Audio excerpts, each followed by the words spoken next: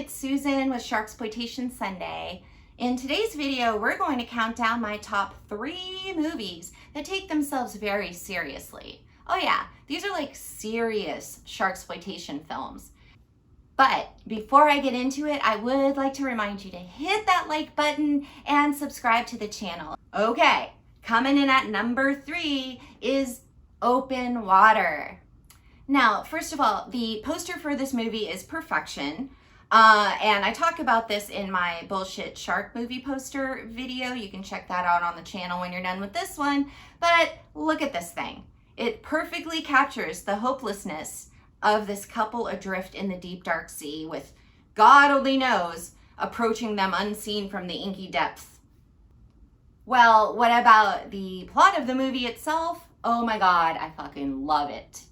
Okay, by love it, I mean that it tears open a hole of terror and depression in my psyche that I never knew I had. I mean, it's super scary.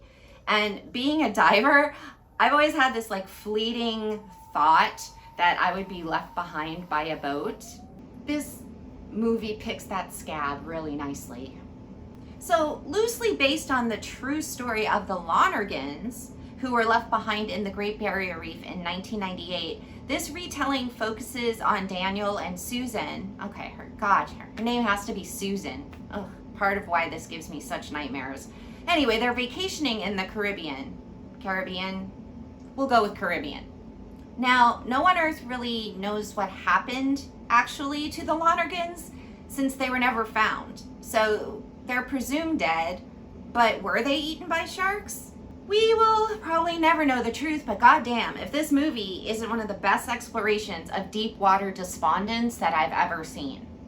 How did they get in this predicament? Well, there is a confusion with the dive boat count, and this dickhead who forgot his mask, look at this guy, total dickhead. He bamboozles a guy into diving with him, and then when they get back on the boat, they get counted twice. And Daniel and Susan are still out in the water, and off the boat goes. And then the sharks begin to show up. Not only is this movie based on a true story, but it uses real live shark footage of sharks doing real live sharky things. Nothing is overdone or overly dramatized. It's what could really happen. And bless those actors, they act like real people would in this bleak situation. I mean, they're like vacillating between panic and anger and blame throwing and hopelessness and pure love.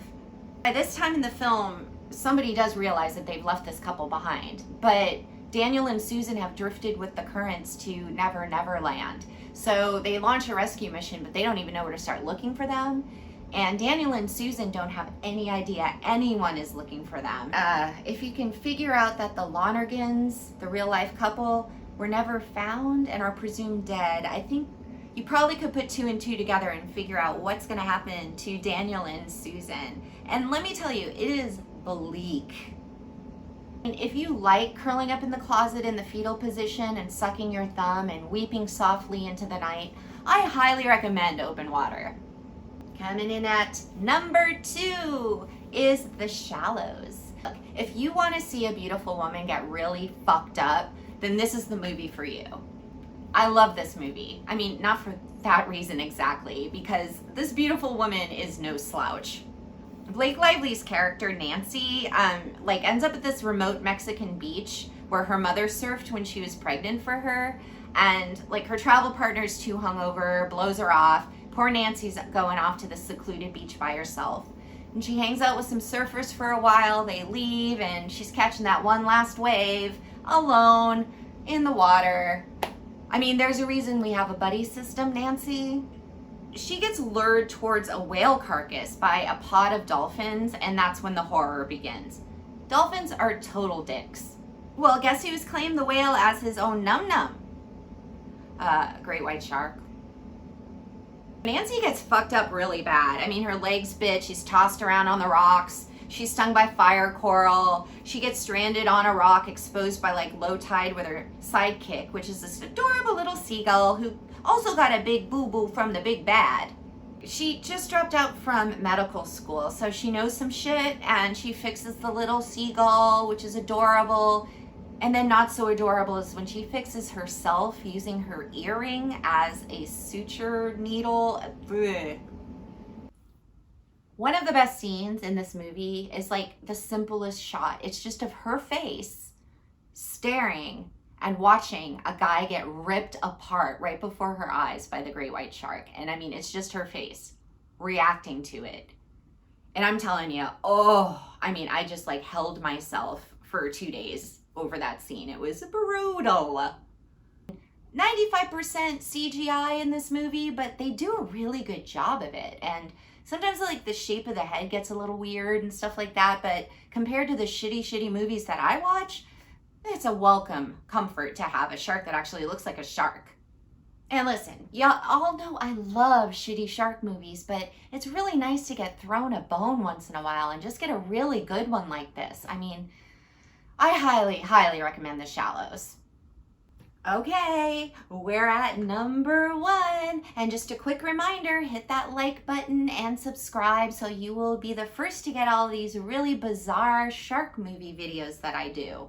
So one day, I thought I would take a break from the big boobs and general cheesiness of my usual weekly shark movie fare, and I stumbled across one of the best movies. I mean, this is a masterpiece of simplicity and palpable vulnerability. The Reef, dun dun dun. Much like Open Water, which was my number 3 pick, this movie is focused on people who are just left in the open water and the absolute horror of that. Now add in some stunning footage of real live great whites and characters who are likable and act logically, and you have sharksploitation perfection, folks. The Australian director Andrew Traucki has wooed me before with his crocsploitation masterpiece Blackwater. I mean, he knows how to make a champagne movie on a beer budget. He hides the monster just enough and he creates the suspense that'll absolutely knock you off your chair. The plot of The Reef revolves around a group of friends, and they go off sailing to a reef and they capsize and they're thrust into some serious shit. I mean, they have to make really tough decision whether to ride it out on the possibly sinking capsized wreck or swim the 10 miles in the open ocean to a small island. And very early in the film, you get the gist of the character's character. These are likable, intelligent, and logical people. I mean, even the initial decision to swim or not to swim is already super important to you. And it could be because of their adorable Aussie accents, probably. Almost all the movie is in this featureless, bleak, empty ocean. There is a pretty big white pointer stalking their delicious Aussie asses. The decision to forego usual CGI shark stuff that they do in movies nowadays for actual footage of real life sharks was immensely successful. It looks like this is really happening. And these poor crazy kids are doing everything right, and they're putting on their wetsuits to keep from being cold, and they're using their watch to navigate, and they're trying not to splash too much to attract the shark. But when a big mamma jamma shark gets their sights set on you, she's coming in for the kill. When someone is actually attacked in this film, it's truly shocking. I mean, it's a shark movie, you know there's going to be some attacks, but when it does happen, it is not fun at all. It's heartbreaking, it's brutal, it looks really, really real. I'm not going to give too much away here, kids, but the ending will punch you in the face. Well, that's it for today, kids. Thanks for joining me, and as always, I really appreciate that like and subscribe. If you're interested in purchasing my book, Encyclopedia Sharksploitanica, it will be linked in the description box below. Thanks, you guys. See you next time. Bye.